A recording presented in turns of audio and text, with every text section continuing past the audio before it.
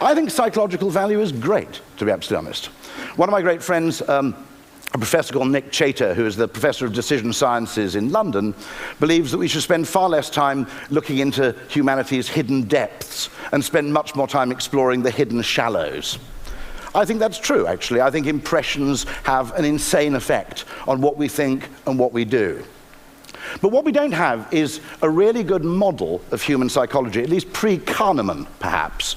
We didn't have a really good model of human psychology to put alongside models of engineering, of neoclassical economics. So people who believed in psychological solutions didn't have a model. We didn't have a framework.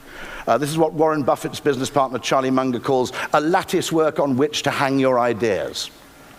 Engineers, economists, classical economists, all had a very, very robust existing lattice work on which practically every idea could be hung.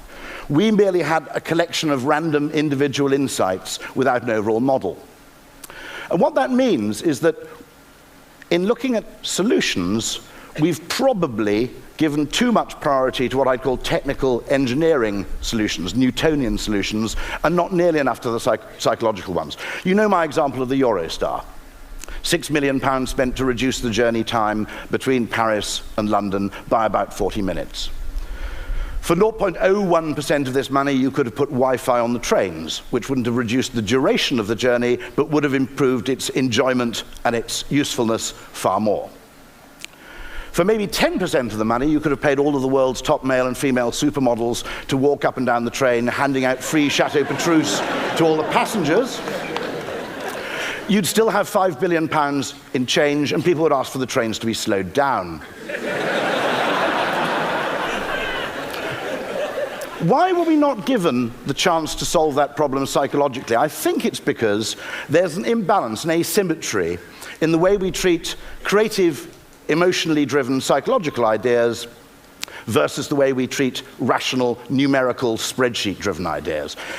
If you're a creative person, I think quite rightly, you have to share all your ideas for approval with people much more rational than you. You have to go in and you have to have a cost-benefit analysis, a feasibility study, an ROI study, and so forth.